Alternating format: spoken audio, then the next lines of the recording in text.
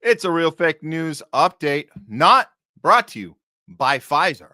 We're going to look at this Halloween terror incident that the FBI claims to have thwarted just in time. It was an ISIS, imagine this, an ISIS-inspired terror attack that they stopped just in time. Superman hero Kash Patel has told us that the plan has been stopped, and we need to now give him an award for stopping an ISIS terror attack in record time, because he's very, very big about getting accolades for how quick he can do these things. So let's look at how all of the mainstream, basically in unison, reported on this incident, which occurred on Halloween in Michigan. Check it out. FBI stopped a potential terrorist attack in Michigan, according to Director Kash Patel. The FBI has arrested 5 young people who were allegedly planning a violent attack over Halloween weekend. Arrests were made this morning in the cities of Dearborn and Inkster, just outside of Detroit. Officials say the group has a connection to ISIS extremism, and law enforcement officials are telling NBC News the suspects had access to guns. So there's the long and the short of it. We actually found a video somebody actually filmed of the raid itself, uploaded from, I believe, I don't know if it was originally on X, but we found it on X. Here we go.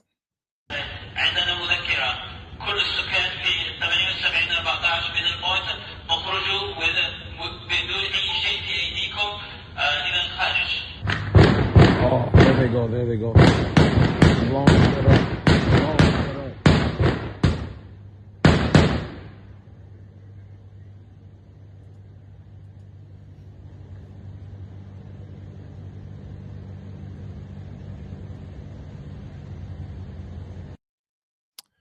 Okay, that was it. And if we just take the word for, and again, not just a Fox News thing, this is all of them telling us this, including AP, by the way, who we'll get to that in a second. They had to kind of backtrack their story once they got more information. But let's break this down from how it was reported on Halloween. Let's see here. So terrorist attack averted. This is from Tim Dragon Boy 155. Okay, so on October 31st, that's Halloween, FBI Director Kash Patel announces his agents had narrowly averted a terrorist attack. They're working on the screenplay right now, guys, for the Hollywood film. It's going to be produced by Larry Ellison, by the way. He's working on it right now. But the attack was planned for Halloween weekend in a decisive strike. Multiple suspects were apprehended in Dearborn, Michigan, as reported by AP, NBC, and Al Jazeera reported it too. Okay, so here are some of the people that were arrested. Okay, FBI identifies Muhammad Ali and Majed Mahmoud in an alleged Dearborn, Michigan terror plot. They're accused of stockpiling weapons for an ISIS-inspired attack and face federal charges for conspiring to transfer firearms for use in terrorism. Okay, so they got the guys. This is great news. Jeffrey K says FBI propaganda is high on obscurity and vagueness, and it's true. We don't have too much to go on except ISIS style. So I'm sure they'll give us more information later. They always do, right? They always give us more information as the days go by, or do they? Is timing meant for coming election? And of course we're thinking about that. It's called an October surprise. We always see October surprise mentioned right before a November election. This morning, the FBI thwarted the blah, blah, blah, blah, blah. So detail. And he says, this attack over the Halloween weekend, more details to come. Are there more details to come? Are there? Fearmind says the feds orchestrate these alleged terror plots all the time so that they can swoop in at the last minute to thwart the attack. Michigan is also where they did their fake kidnapping of the governor plot. Nobody should believe a word the FBI says. And we see that time and time again. The FBI can't be trusted. It couldn't be trusted before Kash Patel. It certainly can't be trusted during Kash Patel. And I don't have any hope that after Kash Patel, it'll ever be something that we can ever trust, ever. Then AP has to report this, and this part's important.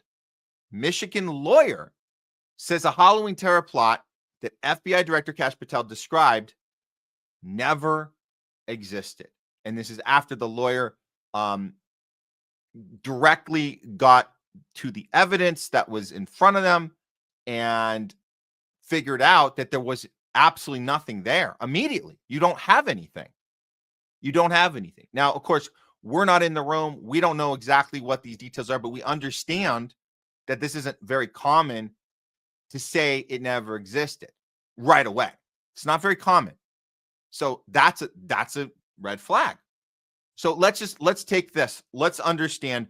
Okay, so if the FBI is falsifying this, why are they doing it? That would be the next question, right? Well, let's see how the fear factor works right before an election. Let's see how Fox takes this story and makes it something much, much, much bigger, which might have been the reason it was put together in the first place. Here we go. I grew up about 20 to 25 minutes outside of Dearborn, so I'm very well acquainted with the area, and I share that neighbor's concerns. Do you see that headline, Creeping Islam? Creeping Islam. Ooh, Islam is creeping, guys. It's creeping into our backyards. It's creeping into our work life, our home life, our everyday life. Turn your head, and there's Islam. It's right behind you. Ooh, it's got a dark cloak on and a pitchfork, and it's ready to stab you. Islam's here, guys. It's creeping. And that's what great verbiage for Halloween, right? Creeping Islam. Okay, go ahead. This area has really been a hotbed for extremism and has really been bubbling under the surface. And I think people are rightly nervous about what could happen if it explodes. I don't know how in the hell you do that. I'm sorry. Listen, come at me in my email. I don't really care. When I hear that prayer over that loudspeaker, I go to a very specific place, and it includes people that want to kill our country, that want to kill us, that want to use children for weapons, that want to indoctrinate people, and it's just Islamism as terrorism is a thing. What happened on 9/11 happened in the name of Islam, in the name of spreading a specific religion around the world in a crusade of their own, very specifically. Does that mean I'm Islamophobic? I really don't care if that label gets put on me or not. I don't think everyone who is Muslim is bad or hates America. That's funny because, yeah, you get to do that, and you don't have to worry about any laws passed against you to make it illegal to say what you're saying. Isn't that interesting? There's no laws for that, but if you say something against Israel, we know the deal. We know the drill. We know the drill. But yeah, this is very personal to these newscasters. They're very personally affected. It's very emotional for them leading up to election day, right? I don't think that any one specific religion is the downfall of everything. But I am absolutely going to look at this and say, how in the world did that happen? How in the world did you get a mayor that looks at somebody and says, because you don't want this prayer on a loudspeaker, you don't belong here? How in the world do you have I don't know if that was the mayor at that rally there at the end, I couldn't tell, but how do you have these expressions of death to America in the middle of a city, and you're supposed to embrace that? You're supposed to be okay with that? No, you're not. No way in hell something like that happens where I live, regardless of what religion you are. Well, there you go. So the audience is getting emotionally affected, which is the point, right? You're supposed to be affected. You're supposed to be thinking that Islam's creeping up, and this is leading up to election day. So what did they have in store for today? What was the thing? What was this leading to? Could it be a bomb threat in New Jersey? Let's check out this one. Meredith is live in Montclair with the latest for us. Mark. Ainsley, Brian, and Lawrence, good morning once again, friends. Some brand new information coming into our newsroom that we've learned that these threats were communicated electronically via email to at least 7 different counties across the Garden State.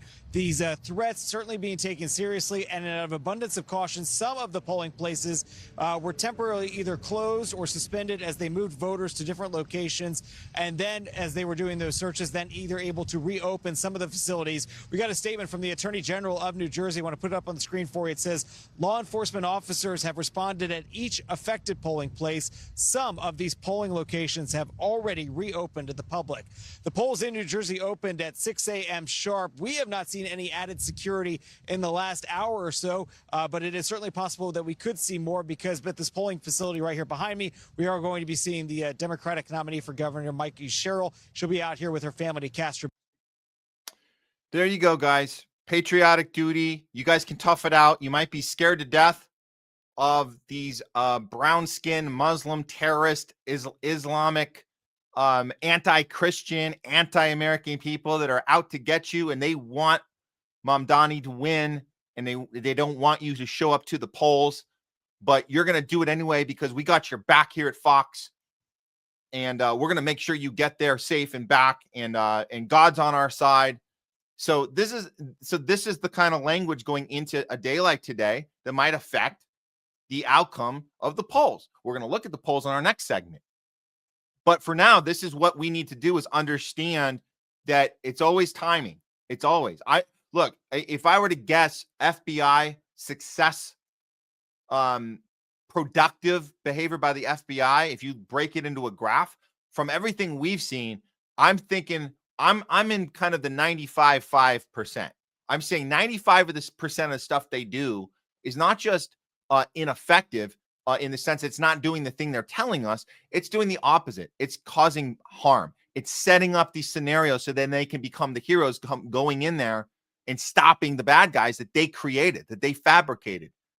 In some cases, they fund and enable and prop up only to then backstab them and have them arrested, and then they get to be the hero. This is the thing we see all the time.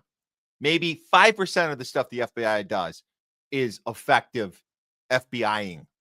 That's where I'm on the fence. I don't know where you guys are at, but I'm at 95.5. That's where I'm at right now. And we've seen with Kash Patel, particularly with Kash Patel, we've seen the Epstein files, strike one. Charlie Kirk, strike two. And those are big ones. Adding in all these little distractions, how many strikes do you get? But get used to someone's behavior. They tell you what kind of person they are. They shut stuff down. They call you names if you have any questions. They say more stuff's coming later, and eventually they say, we're done. We finished it.